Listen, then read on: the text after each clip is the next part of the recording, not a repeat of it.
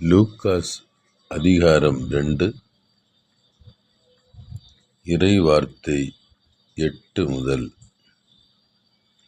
அப்பொழுது அப்பகுதியில் உள்ள வயல்வெளியில் இடையர்கள் தங்கள் இரவெல்லாம் தங்கள் கிடையை காவல் காத்து கொண்டிருந்தார்கள்.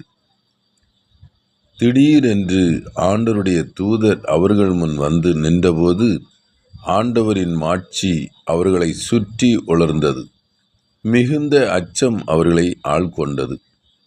வானதூதர் அவர்களிடம், அஞ்சாதீர்கள், இதோ எல்லா மக்களுக்கும் பெரும் மகிழ்ச்சியூட்டும் நற்செய்தியை உங்களுக்கு அறிவிக்கிறேன். இன்று ஆண்டவராகிய மெசியா என்னும் மீட்பர் உங்களுக்காக தாவீதின் ஊரில் பிறந்திருக்கிறார். குழந்தையை துணிகளில் சுற்றி தீவன தொட்டியில் கிடத்தி இருப்பதை காண்பீர்கள். இதுவே உங்களுக்கு அடையாளம் என்றார்.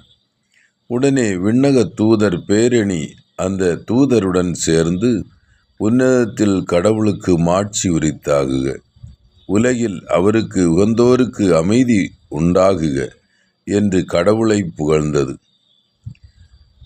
வானதூதர் அவர்களை விட்டு விண்ணகம் சென்ற பின்பு இடையர்கள் ஒருவரை ஒருவர் நோக்கி, வாருங்கள், நாம் பெத்லேகேமுக்கு போய் ஆண்டவர் நமக்கு அறிவித்திருக்கின்ற இந்த நிகழ்ச்சியை பார்ப்போம் என்று சொல்லிக்கொண்டு விரைந்து சென்று மரியாவையும் யோசேப்பையும் தீவன தொட்டியில் கிடத்தி இருந்த குழந்தையும் கண்டார்கள். பின்பு அந்த குழந்தையை பற்றி தங்களுக்கு சொல்லப்பட்ட செய்தியை தெரிவித்தார்கள். அதை கேட்ட யாவரும் இடையர்கள் தங்களுக்கு சொன்னவற்றை குறித்து வியப்படைந்தார்கள். ஆனால் மரியா இந்நிகழ்ச்சிகளை எல்லாம் தம் உள்ளத்தில் இருத்தி சிந்தித்து கொண்டிருந்தார். இடையர்கள் தாங்கள் கேட்டவை கண்டவை அனைத்தையும் குறித்து கடவுளை போற்றி புகழ்ந்து பாடிக்கொண்டே திரும்பி சென்றார்கள். அவர்களுக்கு சொல்லப்பட்டவாறு எல்லாம் நிகழ்ந்திருந்தது. குழந்தைக்கு விருத்த சேதனம் செய்ய வேண்டிய 8ஆம் நாள் வந்தது.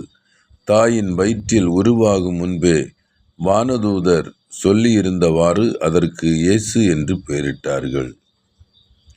மோசேயின் சட்டப்படி தூய்மைச் சடங்கை நிறைவேற்ற வேண்டிய நாள் வந்தபோது குழந்தையை ஆண்டவருக்கு அர்ப்பணிக்க அவர்கள் எருசலேமுக்கு கொண்டு சென்றார்கள். ஏனெனில் ஆண் தலைப்பேறு அனைத்தும் ஆண்டவருக்கு அர்ப்பணிக்கப்படும் என்று அவருடைய திருச்சட்டத்தில் எழுதியுள்ளது. அச்சட்டத்தில் கூறியுள்ளவாறு 2 மாடப்புறாக்கள் அல்லது 2 புறாக்குஞ்சிகளை அவர்கள் பலியாக கொடுக்க வேண்டியிருந்தது. அப்போது எருசலேமில் சிமியோன் என்னும் ஒருவர் இருந்தார். அவர் நேர்மையானவர், இறைப்பற்று கொண்டவர், இஸ்ரேலுக்கு வாக்களிக்கப்பட்ட ஆறுதலை எதிர்பார்த்திருந்தவர்.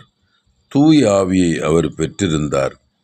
ஆண்டவருடைய மெசியாவை காணுமுன் அவர் சாகப் போவதில்லை என்று தூய ஆவியால் உணர்த்தப்பட்டிருந்தார். அந்த ஆவியின் தூண்டுதலால் அவர் கோவிலுக்கு வந்திருந்தார்.